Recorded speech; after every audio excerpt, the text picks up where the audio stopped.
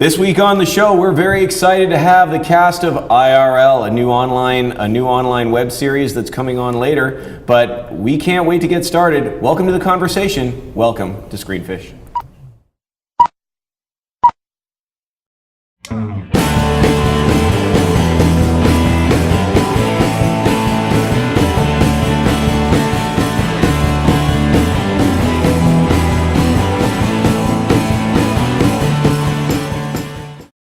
We have with us here tonight the cast and crew of IRL, and I'm going to give them the chance to introduce themselves. Sorry, some of the cast and crew of IRL. I've been informed this is only 1/4 of the people that are here. So why don't we start over here, and can you tell us a little or who you are, and we'll go from there. Sure. I'm Alex Wong. I'm an improviser actor in Toronto. I came aboard last April 2015, like most people here, so excited to show it to the world. He's number 2 in Germany. Number 1 in our hearts. I'm Michael Alexander Robinson. I'm also an improv actor, and I also joined the IRL cast from the very beginning. I'm Mariah Owen. I am the co-producer of IRL, and I also head up our social media department. I've been with IRL since August, so I'm probably the last to join, but yeah, it's been great. Great. My name is Audrey Yolanda Gray, and I came on board, I guess, last summer in June. Amanda introduced me to IRL, and I've been a part of the team ever since. I am Barbara de la Fuente. I'm an actress, writer, and producer. I've been with IRL since the beginning. And let's see what happens. Yeah, I'm Amanda Jane Smith. I'm an actor in the series as well. It's great to have you all here. And for those of us that are watching, we just talked a lot about IRL. Yeah. Which sounds like some sort of government code for something. Before we really get into the chat, can we talk a little bit about what IRL is? What is it? Let's start from there. Mariah, why don't you take us off? Okay. IRL, it stands for In Real Life, so IRL the series, and it's an anthology series. So we have a rotating cast with an underlying theme of social media and technology. It's really unique. I mean, we have moments of drama and, episodes of drama, 12 episodes, and some comedy. It's a really, really good mix and great actors. That's awesome. We cover everything in the news about pop culture, racism, equality, diversity. Yeah. I can't think of anything else. That's pretty broad net, actually. I think you've nailed pretty much every major issue. No, I'm kidding. All of it through the lens of social media. Okay. Either how social media represents it, or how social media handles current events, or how people's lives are shaped or affected or altered by social media. And I guess we're uniquely placed as the generation that saw it born, and every other generation after will just always know social media, but we got to see it happen. Yeah. And I think we were also thinking outside the box of how we were going to approach certain subjects, which I think is going to make our series really unique and successful. Oh, cool. Can you tell me a little bit about how IRL came to be? Like, how did it come together? How did it start? Well, I think Amanda could speak to that. Throw it over to you, Amanda. Yeah. Facebook, social media. Yeah. It started on social media, absolutely. So our director and creator, Bobby Del Rio, posted on Facebook into a group that it's like a subgroup of the Actors Union in Toronto. Okay. And he said, "Hey guys, I'm bored, want to make a short film. Just putting it out there, just be active in the community." And the response was totally off the hook. He got 65 replies in the comment section of actors that were willing to help out for free. And he sort of prefaced it by saying, let me know if you're interested, and also let me know if there's something you can help with other than your acting. And we had people donating their production experience. We had people saying, I've got a motorbike, I have a race car, I have an apartment you can use, I have a cottage in Muskoka you can use, I bake really good cookies, all of which sound random, but when you're trying to make an independent film with almost $0, these things can come in very handy. So it was a bit of a cart before the horse situation where Bobby just kind of went, okay, I'm gonna see what is thrown at me, and then I'm going to craft it into, well, at the time he thought it was a film. After 65 people responded, he went, I'm never going to be able to accommodate 65 people in a short film, so I'm going to make it into a series. And digital series is very exciting at the moment. It's like, it's so able to go in any possible direction. To monetize it, to put it for free, to shop it at festivals, where to go with it. I mean, the sky's the limit. The potential is endless, as we have just lived through and witnessed with IRL. So that's sort of what was declared. Great, we're going to make a digital series with all these wonderful actors who have decided to jump on board. And the only thing that Bobby really knew from the get-go was, I want it to be about social media and culture. In our culture. And the interesting thing about that, like you said, is that he wanted it to be about that, but that was also the way that it manifested itself as well. We can go on and on about the irony of our promotion, dialogues, everything we did, it was very meta. While we're talking about it and improvising it and producing it and filming it at the same time, it was existing through social media. It has its legs up on social media. So yeah. Oh, that's really cool. And I think for me, I knew I just wanted to be part of a project where I was going to contribute creating my own work. And just to be involved in a project like this has just been incredible. I think I can speak for everybody here. We had no idea we were going to be where we're at today. That was something much, much smaller in a way. Yeah, it always starts out small. Yeah, it does. You mentioned about creating your own work, and one of the things you guys were sharing to me before we started rolling was this idea of building it together. Could you guys talk a little bit about that, of the story writing and how you guys work together on that? Well, so we were improvising for 4 months, and we were also using a technique called Meisner. And basically, we were exploring the different themes that our director / showrunner, Bobby Del Rio, was suggesting that we would go and do a group discussion on. And we gave him enough material and ideas to start writing episodes. And that's how it all started. When it comes out, how would people be able to access it? So right now, we are in an awesome deal with Bell Media's 5TV1. So if you're a Bell Media 5 subscriber, you will be able to start watching our show in the fall.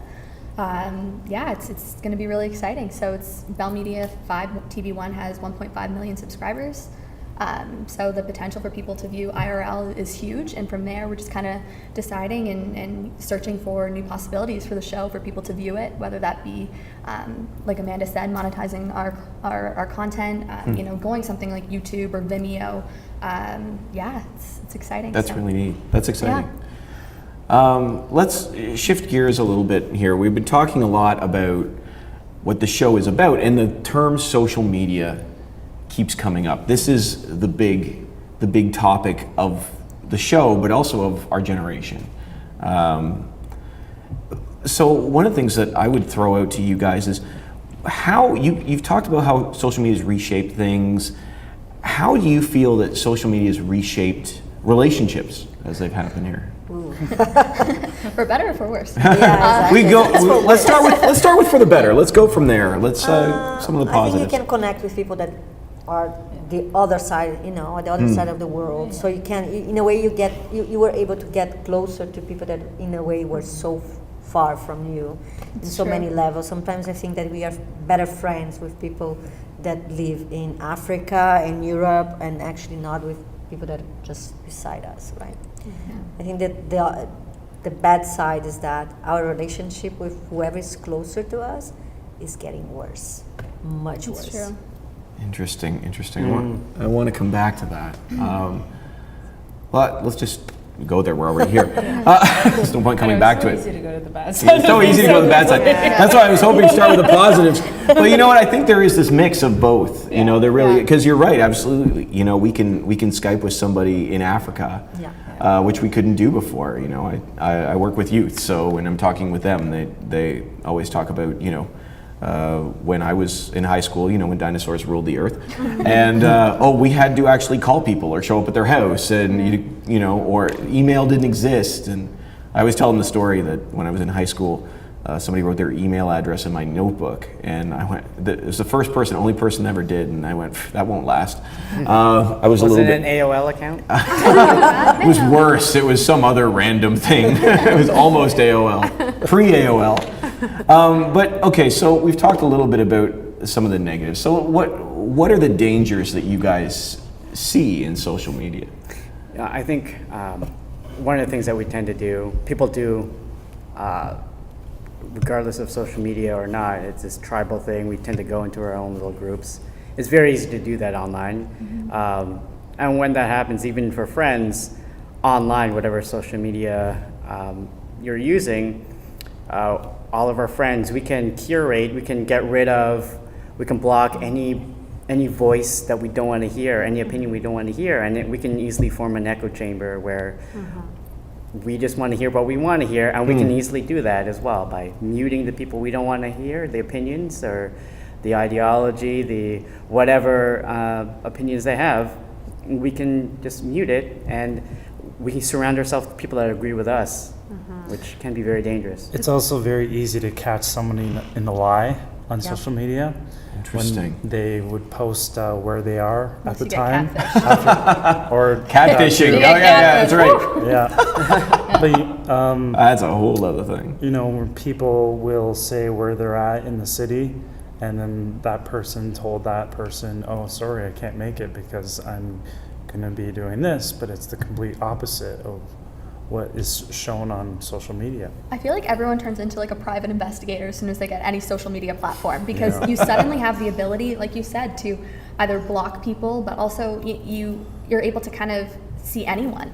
And especially if your settings aren't correct, people can enter into this it's a terrifying opportunity of people's privacy and their lives. You know, like you could find yourself on someone's account that you don't know, but you can feel so close to. It's very bizarre to me. I love social media, but at the same time, there has to be boundaries and borders, and I don't think people use it as responsibly as they should.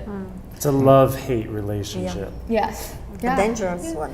And I mean, Audrey, what do you in think? some sense, I guess it seems that we're getting a bit too comfortable with it. I mean, to the point where, you know, we think that we're really developing relationships online, or we could, I don't know what's the word, but we kind of get lax with our relationships, and just in really connecting with someone and really getting to know someone. In what way, though? Because we have more ways to connect with one another than we ever have.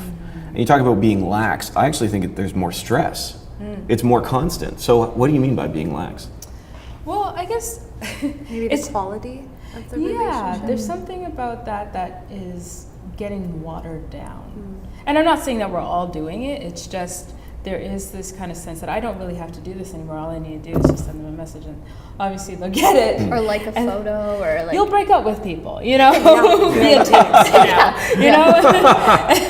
And there's no, I don't know, the response... Different etiquette, And right? superficial. It's easy to dismiss, That's not it. listen to people, and even asking for something. The etiquette might not be, general manners might not be there. We're used to meet people, buy them a lunch or a dinner, depending what you're asking for a favor. It's evolved to email, to text, where it's not even a hello and thank you. It's like, Or proper spelling. right. Like, hey, you there? Like, It's interesting though, to some extent though, so you notice our cast is, none of us are teenagers.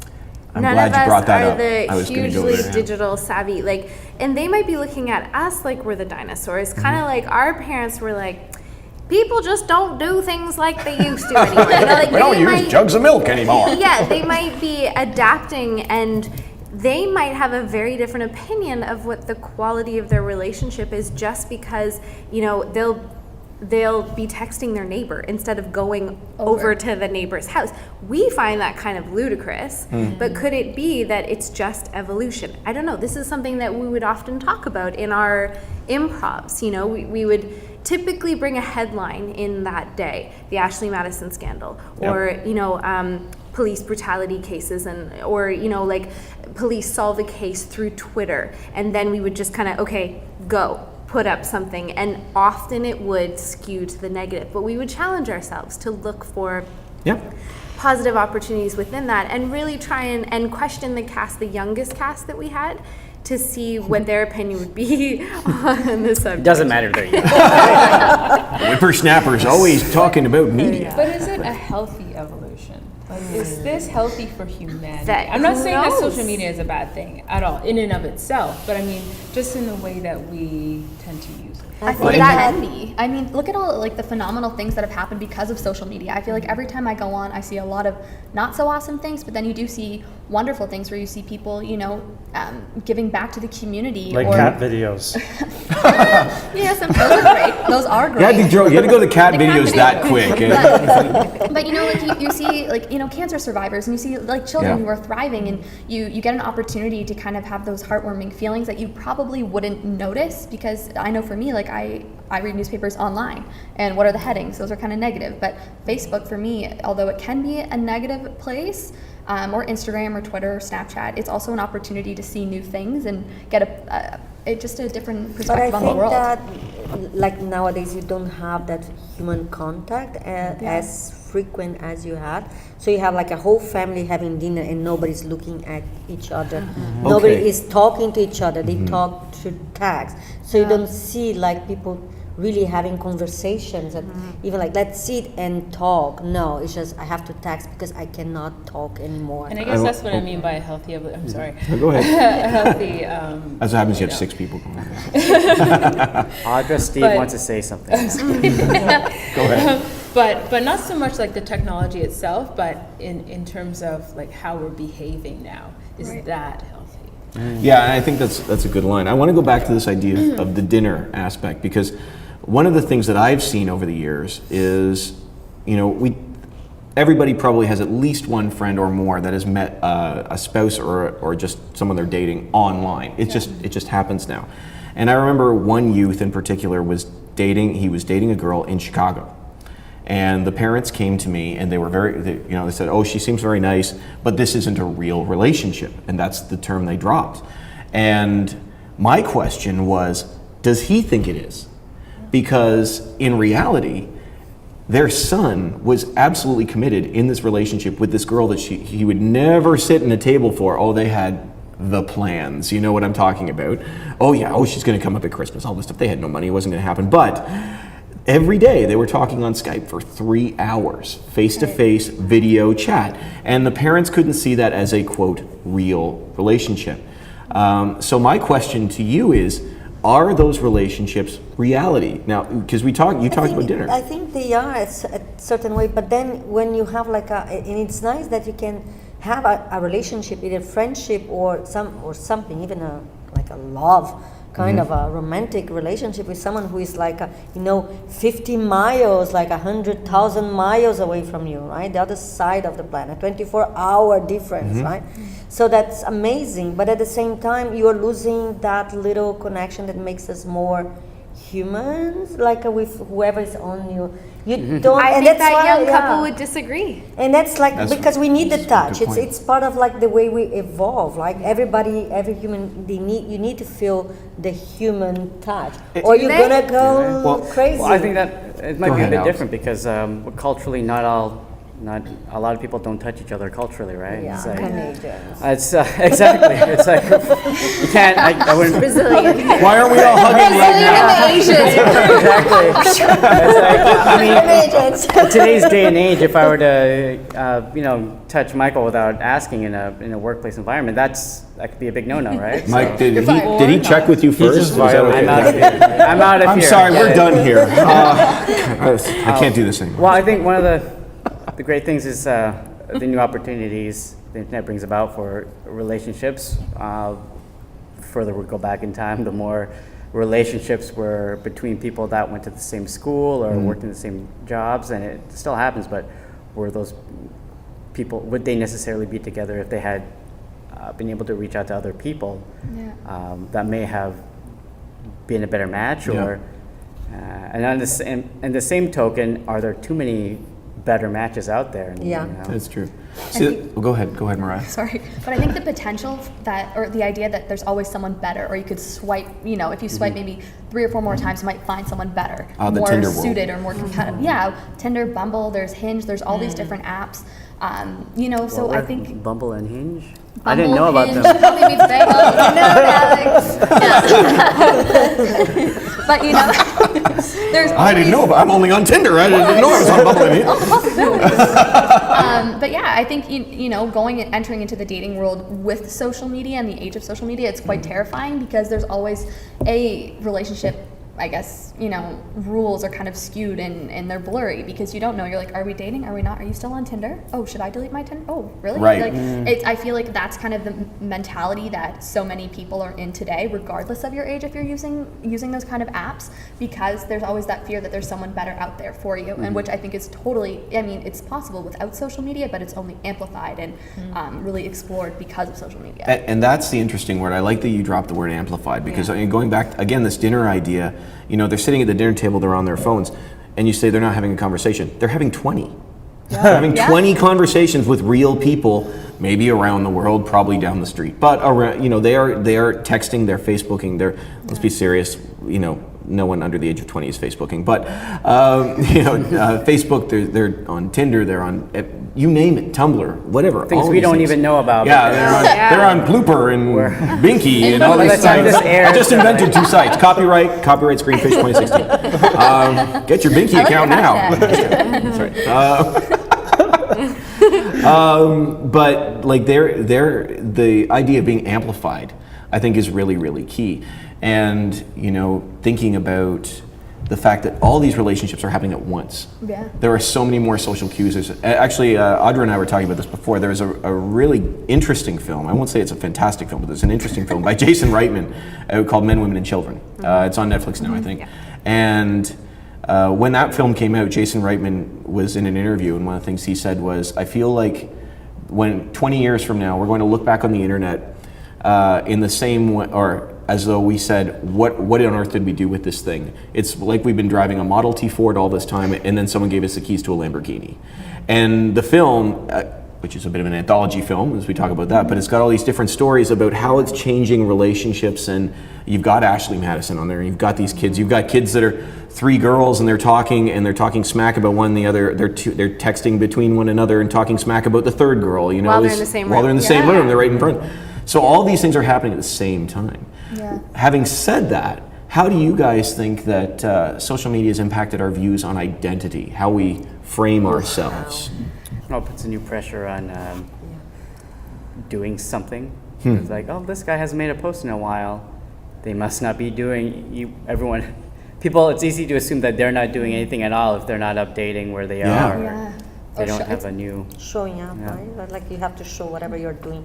You have to be always the best. You have to be the perfect one, the most beautiful, the richest one, the one that is traveling every You time. can be whoever yeah. you want to be on social media. Yeah. It's how you Yeah. promote yourself and market yourself out there. Yeah. Or there's a new trend where, it wasn't. People do the other way where it's, I'm so lame. I'm staying in and watching Netflix and stuff. But that's self-marketing too. Absolutely, and that's That's what part I'm of saying. someone's. So there you That's the brand. That's like personally what I do all the time, anyways. So it's there's people are reaching out to all sorts of, being able to reach out to all sorts of demographics where and interests. I think, when people, they post on social media, you're kind of looking for people to support you. Yeah. Anytime you post, you're like, oh, is someone liking it? Or, oh, no, like, even for Yeah. the show, like, you're kind of thinking, okay, well, who's going to like this? Who's going to comment? Like, how can I be engaging enough for my audience, regardless of whether it's your personal audience or it's, IRL the series audience. It's how it's made everyone kind of into a self-marketer. Yeah, kind of I a have to celebrity say- market, right? Yeah. Being involved in this series, it's really pushed me to market myself more as an actor and understanding how social media works. Which is, that's one of the positive things, the barriers to entry, to the barriers to access to market yourself has lowered tremendously. Everyone can do it, which has made it, everyone's almost a competitor online because they can put any content out. But it's great, for example, for you have a really great website for Screenfish. It's very professional podcasts out there. We all have, our Instagram, Accounts. Twitter, everything out there, and we do it for free. We put pictures up there. So many more people are having headshots done professionally now because the way you look is so important. LinkedIn, why is it important that you know what this person looks like, right? So, Yeah. That's a really good point, too. Amanda, what do you think? I think everything we're discussing, the common denominator is the human behavior. And if you are a certain way, when social media came along, it did amplify those qualities already. If you're someone who knows who they are and you're comfortable with who you are and you're secure in who you are, then you'll use social media well and you'll take it or leave it. Where it gets interesting is the younger generations. Like when I think about my youth and there wasn't social media and I did all kinds of foolish things, but it didn't go on the record. It's never going to be immortalized for the most part. And I figured out who I was and my identity fairly privately. And now youth, well, really they're one of the most fascinating subjects of this mass global experiment, because it's like, what is going to happen to figuring out your identity in such a public way that will follow you potentially forever? And I mean, even I'm not young, but I will look at my timeline and kind of scroll back and be like, I'm already different than I was before. And there are times when I've sent out a post because I'm feeling kind of low and vulnerable and I want to share and I want to feel connection. And there are other times where I feel on top of the world and I'm just, this is what I'm doing. But yeah, when you're young and you look at media and social media and you think that that's what you have to live up to, that's what you have to catch up to, that's what you have to aspire to. I feel exhausted for young people because you're never gonna win that, ever. It's funny, we're talking about teens and youth and social media effects on them. People that are infants now, they're already on social media without their consent, really. Absolutely. So they're gonna have to live up to, they're going to look back on what was put up by their parents or whoever else. And Well, that was somebody said that once in relationship to, like the nude selfie culture and stuff like that, like sexting and all that stuff. And one of the things was, the comment was that when you look back on pictures of your grandmother, you never had to worry about anything like that. But now, there are lots of people that Google their moms online or their dads online, and here they are, and that's there it is. Can't say I've ever done that. I think it. well, culturally, it's so different because they always say National Geographic, a lot of nudity there, where that's before in different societies. And before society, so maybe Before Instagram, I don't think that was the point of National Geographic. Let's spin this again and say, what an amazing thing that our grandkids will look back at us and be like, see, I wasn't just an old fogey my whole life. Like, look at my lifespan. Look how and see and watch and the stories. things that I've done. The stories, I mean, I always tend to try as much as I can to err towards the positive and but I get what you mean by naked photos. all I'm saying, It's a lot of oversharing. I think there's a lot. Yes. That's what I'm trying to get And I at. think that really defines relationships as well. So I think sometimes people, why their relationships might be so much more strong on the internet is because there's kind of, you can overshare and you're not reprimanded for Is it. that oversharing coming from a place of desiring intimacy? I think yes and no, but also like acceptance. I would say acceptance Laughs. more Yeah, than wanting desiring laughs. intimacy. Pardon? Wanting laughs. Yeah, I have so Yeah. many comedians on my Yeah. my Facebook, and they overshare everything. I think it's really they want to push the envelope. They Right. want to.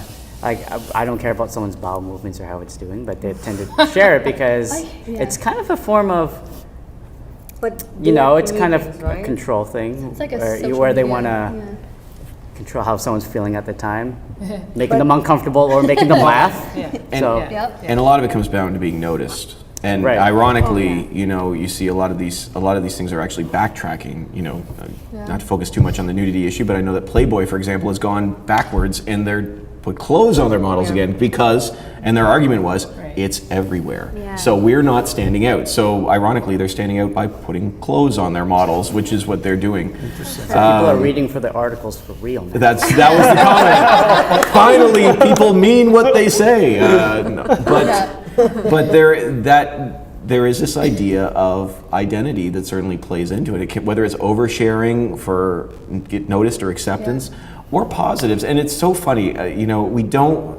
It is easy to harp on the negatives, but I think you're absolutely right. There is a lot of good in social media. I always say that social media is a thing. It is not a bad thing. It is not a good thing. It is a thing. Go ahead. Well, one of the most positive things, if you have family or close friends, Absolutely. different time zone from you, right? You don't. Reality is people are working. They're in a subway. It's very hard to pick up the phone and both be able to be awake at the same time sometimes, or be ready to talk. Now, social media, you can send a message or a photo or stuff, and you can communicate so much better than you could before because picking up a phone can be quite inconvenient to a lot of people, right? We can't take phone calls a lot of the time, and we're just connected. I communicate with my family in different time zones a lot more now. So Sure. That's the thing. I don't think there's one clean black and white answer to this. Like you said, it's a thing. It's not a good thing. It's not a bad thing. Cyberbullying is an awful thing. Oh, absolutely. Which has led to people taking Their their own own life. And that is tragic and that is awful. And that's an example of, I'm sure the mother of a youth that took their own life would wish social media hadn't existed if cyberbullying was responsible for that. And then you have the other side of the coin where I remember we workshopped an improv that Michael was in, totally on the fly, with a Russian woman who was gay. And it's just not tolerated in Russia. And rather spontaneously, she was able to find like a chat group, a support group online with an American, and found the support she needed in a time when she was desperately, completely alone.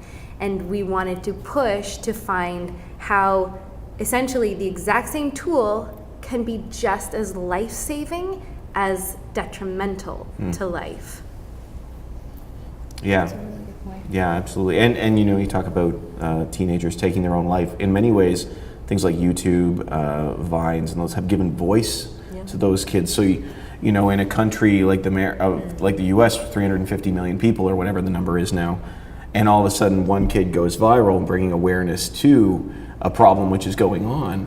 A lot, and it's as tragic a story as it is. It opens people's eyes to a story of a person that they would have never heard of. In that particular case, it does affect the way that we can communicate for sure. Going back to identity again, I came across something on CNN. Am I allowed to say that? we've been dropping all sorts Two. of things. Can we blur that out? And you can say CNN. I think it's all right. Okay, it's a thing. But they were doing this whole thing on social media and teenagers and where they're at with it and like there's this whole generation, like you said, growing up with social media now. But there's this sense of if you do not have a social media presence, you don't have a presence. Period. You're nothing. Yeah. You know, going back to school, you're Brush up my profile. and that's kind of a scary thing. It is, but I think it also kind of goes back to Amanda, like when she was saying it depends on the kind of person you are too, and social media amplifies who you are. And I know for me, like I'm I'm not a teenager anymore, but I'm not that far off from being one. Right. And growing up, like I was, the last one of my friends to ever get on Facebook or to have a cell phone. And I think having parents who were so ingrained and invested in my life and who really made it, super important that I went up to people and said hello and shook their hands and kind of made sure that I had those kind of attributes, of being able to connect with people, that made my time or my usage of social media a positive one, because it was kind of able to separate my social media life and my real life. I'm so glad. It Sorry, Mark. depends. Yeah. Yeah, I'm so glad you brought that up, because certainly not just the amount of relationships we have, which I think we have now aplenty, it's the quality. What do you guys think happens when we become more invested in our online life than our quote unquote real life? Now, I use the term here to separate the two because I realize they're together, but the this from the this. What happens? I think it goes back to kind of effort. Like I put a lot of effort into my social media, but if you don't put effort into the people around you, you're not going to feel fulfilled. And that's the other thing, because I think you also recognize when people go the extra mile, or, I think, like for example, at Christmas, wonderful Alex here sent me a Christmas card, like a Christmas card, like I could actually hold. It wasn't. In the mail. What in is the that? mail, like in What's the mail. that? Like he wrote it with You mean like an ace of spades? He sent you an ace of spades? Yes. With Santa on it? Yes. Okay. But like that was so unbelievably thoughtful, and to recognize to even think to send that, like that's the kind of, it was just awesome. Like a gesture like that really makes you appreciate human connection and the effort that is required to maintain good relationships. So I think that's, for me, that's the difference. Effort. Others, what do you guys think? Barbara, what do you think? I think that we are losing the touch, and we need. And you see, babies when they are not touched, when they don't develop. That's true. They need that confidence. You can see a lot of places that they have babies, and they ask volunteers to go there and stay holding the babies for 2 hours because they don't have mothers or fathers and no family, so they need people, because that's the way we develop. We need skin to skin. We're still animals, right? We need that. Well, You mean you don't hold your Skype close to you? Yeah, when you're no, chatting? that would be great. Yeah, last year, your iPod. I sleep with my that's phone in the coming. middle. Some sort of technology will simulate, Yes, that would be great. Well, you can send your heartbeat through your Apple iWatch or something like that. You can send Right, or why you Fitbits, Yeah, so I think at the Soon. same time we are becoming in a way more selfish. We have another side of us that in a way we are becoming more compassionate also when we see some stories that we can. But it's interesting because it seems like we are more compassionate with people that are so far and they are not, but not Yes. compassionate with my friend that is going through something bad right Yeah. now, Oh, yeah, or sorry, here's a cat my, video. my colleague or something. It's interesting. We are kind of doing the opposite, right? Yeah. I That think we it's used to really do. easy to lose yourself into social media with the intention of trying to make connection with other people, but not even realizing that the impact is isolating yourself. Because you're not making human connections in person. And when you are just lost in it, you're actually ostracizing yourself from society. Yeah, isolation is an interesting idea to hit on, because when you think about the internet, everybody thinks of it's the land of opportunity, but it's you think about walking into a field and okay, there's all this space, but in the field there's all these little groups that you can't actually get into unless you go up, and so there can be thousands of people in front of you, millions of people in front of you, and access to them, but you don't actually have access. You have the idea of access to them, so it actually is more isolating in many ways, I think. Alex, what do you think? What was the original question? I don't know. Tell us about IRL. isolated right Oh, isolation. Real life versus online life. FOMO is a bit. Are you on your phone right now? Shut up! I'm candy crushing right now. Fear of missing out is a big thing. Yeah. Looking at people going to parties and things like that, and getting together and things like that can make someone feel very isolated, and they may not necessarily. And the thing is, not everybody's able to meet other people in person all the time. Money's a big thing. Travel's a big thing. Being able to go meet the other person, so that can just being able to see them and not interact with them I can feel very, very isolating. That was the original question. Nice. Wasn't it? Yeah. You nailed it.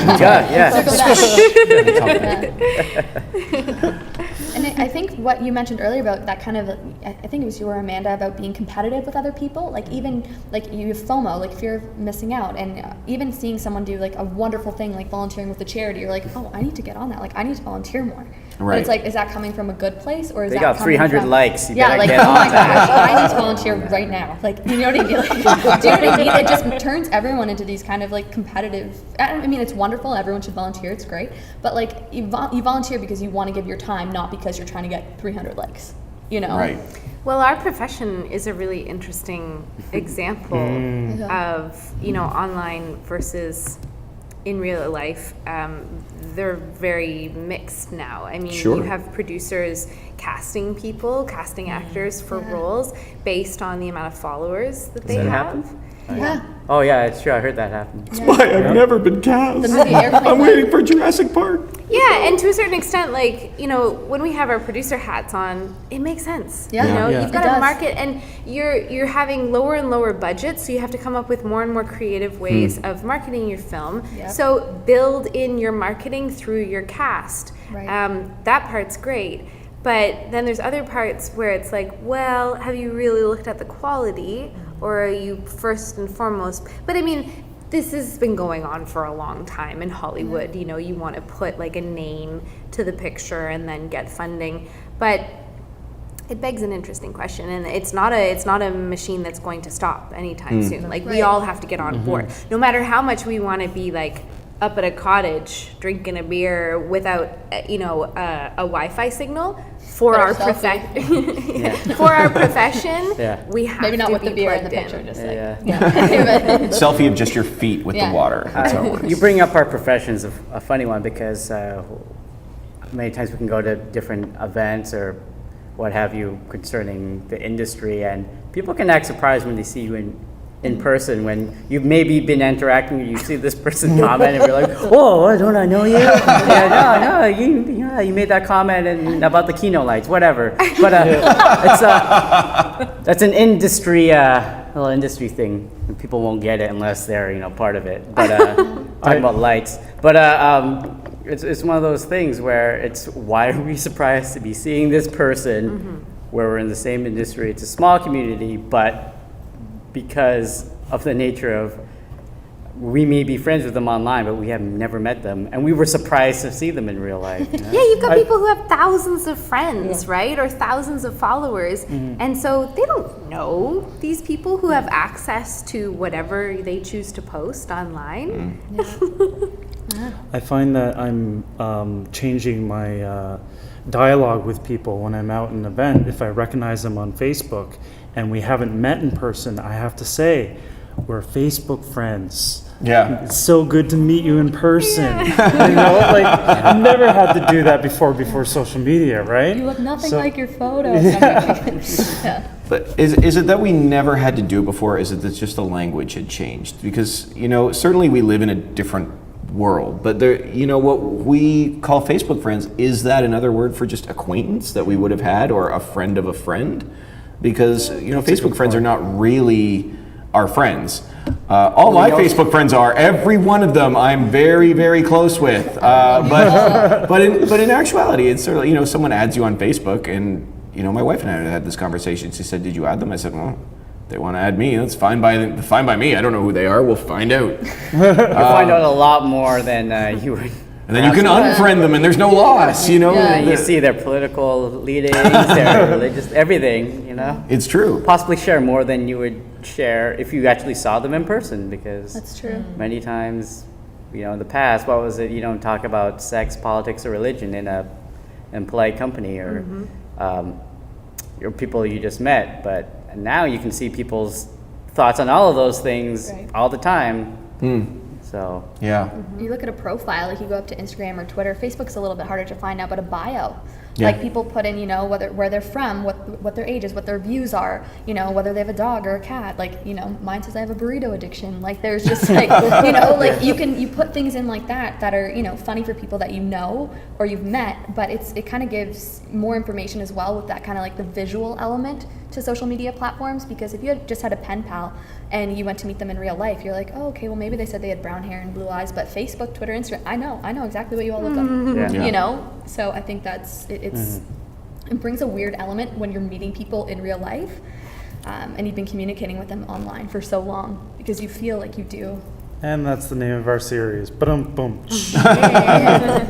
Yeah. That works. But, there's this idea of putting flesh to it. A lot of times I think what we end up doing is we can separate name from person a lot of times. So, for example, Audrey and I could be messaging back and forth, but Audrey's just a name on my screen until it goes with more conversation and gets deeper, or we see each other face to face, because you can forget that there's a person on the other end there so easily. Right. Absolutely. My episode in particular really deals with that. It's the perception of one's online life versus what is actually happening in their real life. And that's exactly what's illustrated, is idolizing the curated version of a life, which has been photoshopped and the pictures are really beautiful, versus what's actually going on is, well, everyone struggles in their life, and everyone's life is a little messy and unpleasant and has highs and lows, but most of that isn't shown. We don't choose to show that in our social media. And yet we all know this. Everyone nods and goes like, I know, my life is so messy. And then you go to their profile and really, you look so photoshopped right now. Your life And looks great. maybe there's someone who, who is like, I just want to see the mess. I want to know that someone else is messy like I'm messy. And that goes back to TMI, right? Yeah. Yeah, that's interesting. There's a balance, because a lot of times when you think about, we do need to see the mess, but we also need to share the mess. Like for us to talk about our own brokenness. And some people do. Yeah. But Facebook friends. That's Your friends right. are supposed to love and support you. Yeah. exactly. Some people I'll totally admit that I have on Facebook. I'm like, I really shouldn't have on Facebook. Like whether it's I don't actually know them and they're just industry people who've added me, for work connections and whatnot, or people I have people that I went to like 7th grade with. Like, why do I have them? I haven't spoken to you in forever. Like, I hope you're doing well, but probably should unfriend you. Like, I think it's a popularity contest too. How many friends can I get? Friends can be quantified, and very literally quantified. When you're in high school, the popular kid was the one that had 15 people around them. But now you can actually quantify how many friends you have. Numerically. Real friends, like real true friends, which I think some of my best friends really aren't active on my social media. I should probably call them and be like, guys, step it up. It's very weird for sure. Well, we've talked a lot about how things have changed, and we know that they've changed really, really fast, and they're changing faster and faster. Where do you think we're going in our relationships? Positive and negative. I'm sure there's some positives. Positive and negative. What do you think a relationship, whether it's dating or just a friend relationship, looks like, not in 2150, but in 2020, 4 years from now? I mean, I think the potential for long distance relationships, whether it be relationships, romantic or friendships, immediately becomes more possible and plausible. I think especially with our industry, so much is unknown. You might, move away for a project and you might come back, but being able to communicate effectively with people is so unbelievably important. And social media and, things like Skype or Facebook now is video calling that's with Skype. And I think in 2020, I think it would be a more attainable thing to say, oh yeah, like we're really dating. Like there's no need to take a break from your romantic relationship because you are traveling really far, you're taking a year off. Like there won't be any need for that, because it won't be such an artificial element to a relationship, kind of. One word, ex machina. No, The movie or the concept? The concept. The movie was good, actually. The movie was fantastic, yeah. But I was at the Idea City Conference recently, and they were talking about the idea of sex with robots, and I thought that was just the most interesting but like disturbing conversation ever. But yeah, I mean that there's a possibility that's where it could go. I know. I'm on the same page. It's just, Yeah, it's already, There's just no, there's Take no me to There's dinner already a- first. Michael just put a can of worms on the table. That's in the programming, actually. Yeah. bring it. Yeah. Yeah. What will you have? Oil Interesting. can. No, I'm sorry. But that's, yeah. Yeah, The entire giant conversation of sex, sexuality, Yeah. Yeah. pornography, anything. And that industry usually drives technology. It's quick. true. They're the ones that push the technology. Yeah. You know. Whether we Yeah. want to talk about it or not, there is a huge demand and therefore supply is being created. And that's a whole other subject of social media and technology that Yes. it just can't be ignored. So, Yeah. I'm sorry, Barbara. I think that we are changing the expectations that we have, how to behave in our relationship, how to expect from the other, and I think it's going to be more and more. I think we're still in that transition kind of phase, and it would be certain rules that we'll have to follow. How to behave when you have like social media relationship. Yeah, but in 2020, I mean, I mean, for some people, sex with robots would be great for them. Yeah, maybe that's a However- little too premature for 2020. I don't think so. It's already already happening. Yeah, It's already somewhere. happening. You can buy them. You can already buy The them. premium You can, model. But you I can think- customize your idea. Yeah, but I think in true. 2020, I hope that people will still. It's like it's so close, but I also Yeah. kind of hope that we don't lose our sense to communicate. And I don't know, it's just because right now, like you can never leave your house and talk to someone on every single continent. You know, Yeah. in every single country, and never leave your house. You can have your groceries delivered to you and tweet about it. Like, I just 4 years is not far away at all. I mean, look how fast this year's flown by already with IRL, and I really hope that it doesn't take it to a negative place where people, you know, just go, oh, dating's really, really tough for me. I'm not going to put myself out there. I'm not going to make the effort to be friends with someone, so I'm just going to order a robot or enter the world of visual reality and put goggles on. You know what I mean? A robot's sticking around. That's You know, no, it's true. Like, The avatars. you know, like Avatar. Like, I hope not. So it depends what that person was looking for in a relationship. If they were just looking for a sex bot, isn't it better that they were going to a sex bot and not, you know? I guess that's another question. But that I I need to think about more. We're gonna be sexting with robots. Talk to people. I'm sure there's an app for that already. Be a gentleman. But it'll be safer, wouldn't it? I mean, if the robot is safe. I mean, for the spread of Oh my god. STDs. Reeling it in, boys.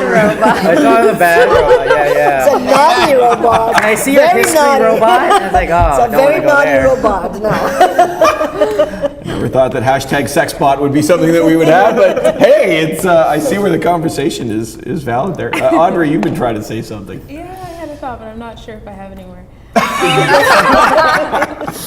no, I don't know. I'm toying in my mind with the idea of, you know, like you said, we're communicating with people all over the world now. And people from various different cultures, and I'm wondering if that's going to unify our behaviors in some respect. Being more engaged online. I don't know. I'm just...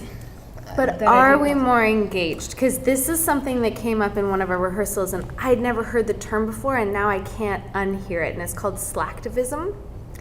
And Yeah. you know, I open my news feed or I look at my Twitter, and I see like an incredible photograph of a trail of Syrian refugees. And I go, oh my God, that's awful. I'm gonna share this photo. Then you Yeah. feel better. And That's then right. then that's where it ends. And so unifying a behavior where everyone sort of feels like, I've done my Yeah. I've done my good- yeah, part is those- different than using social media as like, I saw this photo or I read this news article or I see this person, whatever they're going through, and it evokes in me wanting to be a better person, Or to even- go help my neighbor, to volunteer somewhere, to think twice before I slam on the brakes having road rage. Like, I don't know how humanity is going to decide to be better or to just tick the box and then go back Yeah. to watching Yeah, they should at least go out,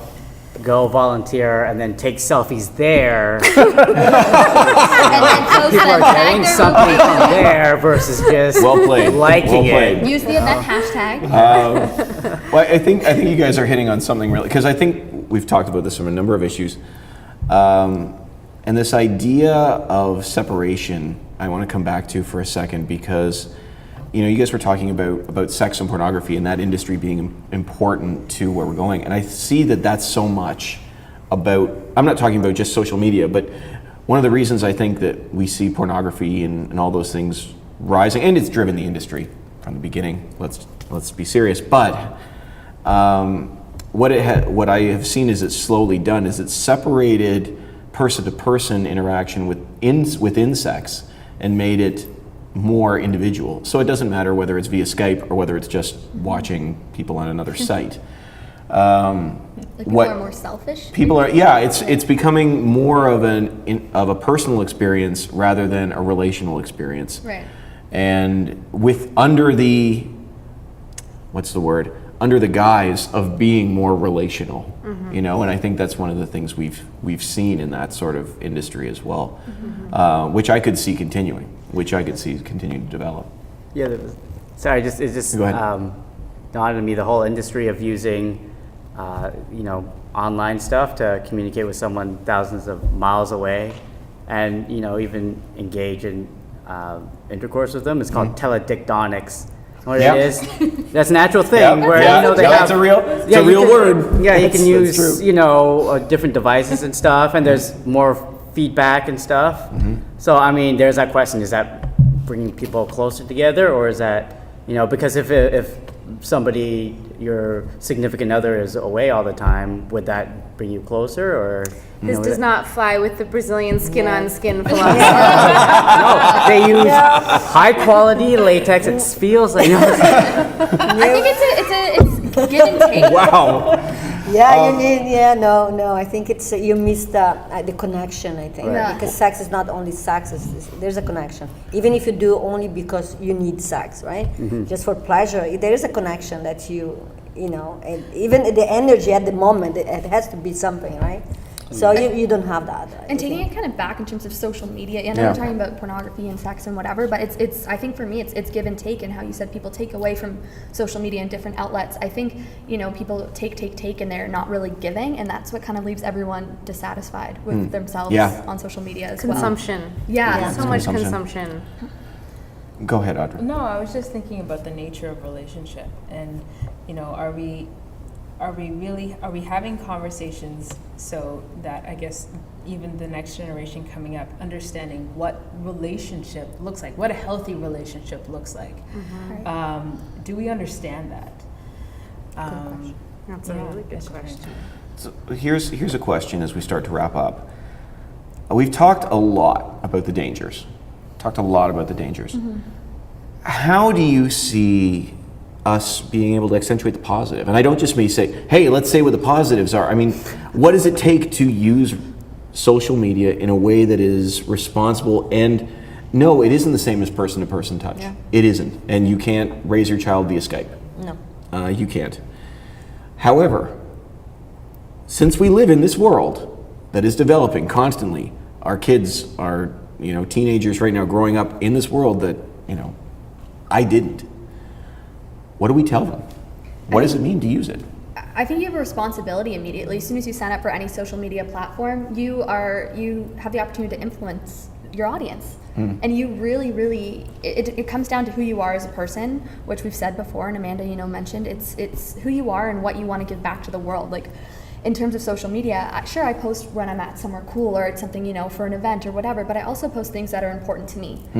And so if whatever is important to me, and I think it's great and it's wonderful and I'm giving back to the world or whatever, I think you really have an opportunity to raise your voice and stand for something so much greater than just your profile. And I don't think people necessarily, they think maybe their opinions don't matter, or like, oh, everyone's posting about it, I don't have to post about it. But you have an opportunity to be like, here, did you know about this? I knew about that. Like, let's get it out there. So I think that's a positive. I think just being in the positive mindset using social media is key. There's so many people that are trolls that just love to go on rants and be negative, and I don't even pay attention to those people. I just move on, you know. It's like a vampire, you know, it just sucks your energy. So I think being positive all the time inspires other people and encourages other people to do the same. Sure. Others? I think that whenever you're sharing something, I think if people start being like really checking whatever they are sharing to see if it's true, legit, if it's not like a, you know, some kind of a rumor or a liar, I think that would make everything so much positive because it would help a lot, right? Yeah, definitely being informed. Because we all are little politicians now. And, being informed, practicing compassion, you know, and trying as hard as you can to be the best version of yourself you can be. And that's not always going to be a wonderful person. Everyone's going to have bad days. But online and in real life, be the best you can be. And as a parent, I do my best to raise my little human to be the best, strongest guy he can be, so that when social media starts to infiltrate his life, he will already have a core character, you know, a moral compass inside of him that hopefully, as the tools come and go and temptations come and go, that he will be able to, or he'll be equipped with the ability to make a strong, good decision. Hope. And to navigate those waters. I think it's really important to just being able to understand yourself, your identity, separate from those things that we use or we engage. I don't know. I'm just losing my train of thought, but being able to have a distinction between the two, I think is important. Well, it gets very philosophical. I mean, we're talking about social media, but we're also talking about good, evil, humanity. Identity. Identity. This is like, we're around the table for thousands of years. People have discussed this, you know, and how to make good prevail in the world. Yeah, and I think there's also, unless Alex, did you want to answer? No, I think it's pretty much good. Fair enough. Getting this idea too, and I think this is a challenge, especially for younger people, this idea that there is flesh to the internet. And I don't mean flesh on the internet. I just mean that we are real people using a tool. The tool does not define who we are. When we talk to someone on whatever social networking site, where there's a real person on the other side, and we've disconnected. I think there's a real disconnect there. But you know, I think if we do that, that'll help too, because it sort of brings a groundedness to using it that I would suggest that I think we lose so carefully. I think that's a really great point. And look at cyberbullying. People say things behind a screen, whether it be a computer or your phone, your iPad, whatever, that they would never say to someone in real life. And same goes for, you know, when you're supporting people. People, they're in real life, you know, person to person, you're like, oh, am I going too far? Am I being too open? Am I being too honest with this person? And they should be like that, you know. You should be like, you're wonderful, you're great, you're this, you're all these wonderful, phenomenal things, which you are. But you don't say that every day as you would online, you know. So I think thinking and constantly reminding yourself that there is another person or multiple people on the other end of your screen is a really, really great thing that everyone should be doing. You know? Absolutely. I like the idea that you guys came up with, that you mentioned about checking and making sure your sources are reliable. I heard there's this crazy rumor on the internet that Donald Trump's running for president, and I think that's ridiculous. But somebody's got to fact check their facts on that one. But this has been a great chat. I honestly, wonderful to sit down with you guys. Mariah, how can we follow or keep up with IRL as we start to wrap up here? Yeah, you can follow us on Facebook, Twitter, and Instagram at IRL the series. And if you have Bell Media 5, look out for us on 5 TV 1 in the fall. That's exciting. Thanks guys so much for being Thank you. here. Yeah, Thanks for thank having you. us. Thank you very much. It's wonderful. And for those of you at home that are watching, you can always go to our website and we will have conversation questions that you can have about this very topic that you can download. We call it Fishing for More, and have the conversation with real live people that you are with. My gosh, mind blown here. What a concept. So honestly, thank you all. And as always, we've started the conversation. This is Screenfish.